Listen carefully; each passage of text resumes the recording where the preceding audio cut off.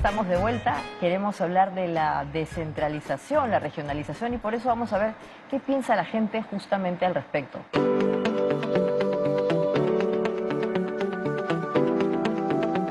Se partió el Perú en regiones y se transfirieron claramente responsabilidades, pero no se transfirieron capacidades. Definitivamente necesitábamos un proceso de descentralización, ¿no? Que en este caso se ha convertido simplemente en un proceso de regionalización porque no se llegó a completar el proceso que originalmente se pensó. No necesitamos tantos alcaldes. Lo otro es que necesitamos mejores capacidades en el sector público, ¿no? Y eso también requiere reformas en la contratación del sector público. El problema de fondo es que no tenemos buenas autoridades, ¿no? Y otra vez, eso pasa por problemas de capacidades, no tenían las capacidades suficientes, y por otra parte, tienes claros problemas de corrupción, no nos tapemos los ojos, ¿no? No son regiones, somos departamentos. O sea, si tú ves, no ha habido ningún proceso de regionalización, ¿no? De Cajamarca tenía que verse unido con otro departamento para hablar realmente de región y de algún tipo de corredor económico, Cuenca, no lo sé. Hay que ver el tema presupuestal, hay que ver el tema de brechas. Decía, antes no teníamos tanta data e información como la tenemos ahora. Ahora podemos ver cuáles son las brechas en agua y saneamiento, por ejemplo, que es lo que es prioritario en las comunidades mucho más alejadas, ¿no? No solamente es un tema, me das plata y yo soluciono, no es así. La mancomunidad es un paso gigantesco al proceso de descentralización, que eso queremos incidir en la PCM para que la PCM le ponga todo el 100% para poder ir, cosa que sí evita la dispersión del presupuesto. Cuando uno le pregunta a los ciudadanos en el año 2002, ¿usted qué espera de la descentralización? Lo que responden los ciudadanos: esperamos un país más igualitario, esperamos un país con mejores servicios públicos.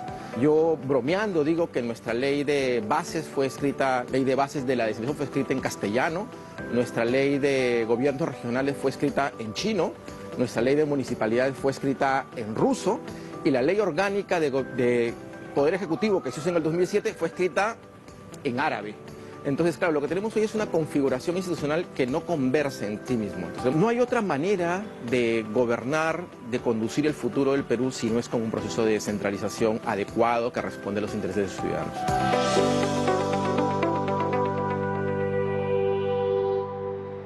Miguel, ¿ha fracasado la regionalización en el Perú, crees tú? Bueno, antes que eso, quería decir que el Perú es desconocido, y yo siempre digo, para fastidiar al público en general, no al público que me escucha, sino a los que estamos hablando, de que ¿cómo es posible? Tú has votado, perdón por un tema medio político, ¿has votado por Castillo? No, ¿yo cómo voy a votar? ¿Y tú? Tampoco. ¿Y tú? Oye, pero hay millones que han votado por él. Entonces, ¿cómo se explica eso? Ah, es que hay un Perú que nadie conoce. Ese Perú incluso está fuera de las empresas. Yo he hablado con empresarios de diferentes y están muy preocupados por los llamados stakeholders. Los empleados, los proveedores, los clientes, tal. Y entonces, una vez hablando con uno de los grandes empresarios del Perú, le decía: ¿y has pensado en ese Perú que no está ahí? Y me dijo: wow, no lo había pensado. Efectivamente hay gente en la cual no sé ni que existen. Entonces yo creo que esta es una de las grandes asignaturas pendientes que hay. Y claro, mi percepción es que para eso hay que tener un tema que se llama fraternidad, amistad. Es decir, si a mí no me preocupa esa gente que en este momento no conozco, no haré ningún esfuerzo por conocerlo. Si yo lo voy a conocer simplemente porque voy a ver qué saco a favor mío, por ahí no va. Eso es lo que... ¿Ha fracasado la regionalización, Max? Bueno, para empezar, creo que gran parte del país nos es profundamente desconocido. Desconocido, sí, ahí tiene toda la razón. Un gran pensador francés planteó, hablando de la independencia, que los grandes pensadores, incluido Sánchez Carrión, habían visto al Perú a través del espejo narcisista limeño. Es decir, ha habido una limeñización de nuestra visión del Perú. Se lo dice alguien que es absolutamente limeño, ¿eh? O sea que no está alguien haciendo una crítica ajena, sino una crítica propia. Yo creo que uno de los problemas de la regionalización, es que la regionalización es un concepto territorial y cultural, y se ha planteado en clave política. ¿Por qué vas a llamar región a Piura y región a Tumbes si cuando uno cruza la supuesta frontera, el límite entre Piura y Tumbes, no nota ninguna diferencia? Pero a ver, si tú dices eso a un tumbesino, te puede agarrar a palos. ¿Qué podemos hacer para transformar una organización armada como un rompecabezas político en una suerte de visión racional de regionalización que tiene que comprender esencialmente territorios, cuarregiones y culturas? En un país en el cual hablar del bien común implica pensar en un bien común compuesto de parcelas y no un bien común imaginado absolutamente desde arriba. Gabriela, ¿qué le darías de cambios a esta regionalización considerando estos elementos tan interesantes que son más bien no políticos, estructurales, sino más subjetivos, ¿no? Que tiene que ver con la cultura, la identidad? Creo que es interesante cuando hablamos de descentralización que hay como una dualidad, ¿no? Estamos hablando de procesos, de una organización del Estado, una parte técnica, lo decían las personas que han hablado antes que nosotros, de capacidades, burocracia estatal, de competencia, y hay otra dimensión que tiene que ver con identidad regional, que tiene que ver con cultura, que tiene que ver con reconocimiento y representación, de nuevo, en la toma de decisión y en el que en el Perú hay más personas diversas y de diferentes comunidades, pero a la vez creo que justamente Eland Vera, de la Universidad del Puno, tenía un comentario en que siempre menciona como se habla de las regiones, como las regiones, si cada región es diferente. Podemos hablar de que hay una mezcla, mi familia es piurana, y uno puede hablar de Piura y Chiclayo, se parecen, son norteños. Pues sí, pero no. O sea, la estructura, las capacidades, las actividades económicas, las brechas son diferentes en cada región, y muchos de los problemas que ha tenido este proceso de regionalización es que asume a todas las regiones como compartimientos que estuviesen llenos de lo mismo. Y geográficamente, culturalmente, pues no lo son.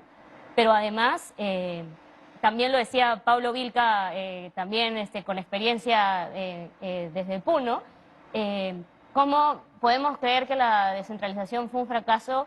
O, digamos, pues es terrible, pero más terrible es la centralización. Y aún si creemos que no es más terrible la centralización, no importa, porque ya no hay marcha atrás.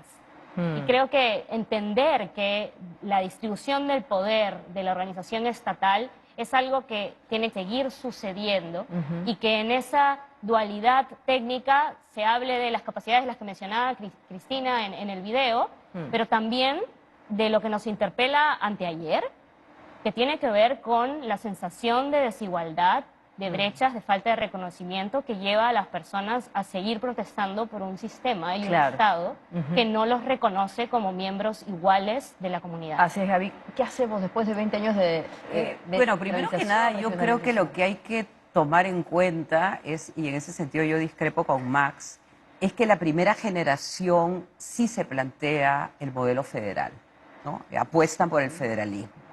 ¿No? Ahora, hay que pensar que es una apuesta imposible de concretar en la realidad con esas condiciones de comunicaciones, de geografía, de muchos múltiples países en uno solo, ¿no? Entonces, hablar de un narcisismo de Sánchez Carrión, yo creo que es una exageración, porque es una generación que plantea el federalismo.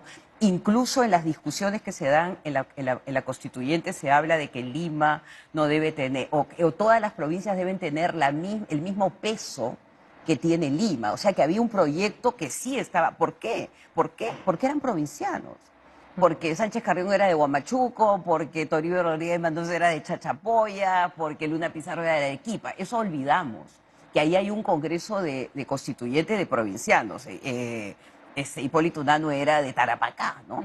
Entonces, eso primero, yo creo que lo que de alguna manera no nos imposibilita ver o entender es un pensamiento binario, ¿no? Hay un pensamiento binario desde la conformación de la República, los buenos, los malos, los morales, los inmorales, los que están adentro, los que están afuera, que un poco bloquea lo que Gabriel ha traído a la mesa, que es la complejidad del problema que se enfrenta, ¿no? Entonces, ante la incapacidad de resolverlo, lo más fácil es agarrar esta idea binaria, ¿no? Yo estoy acá, tú estás allá, el limeño, y no darse cuenta, pues, que es un desafío de física cuántica.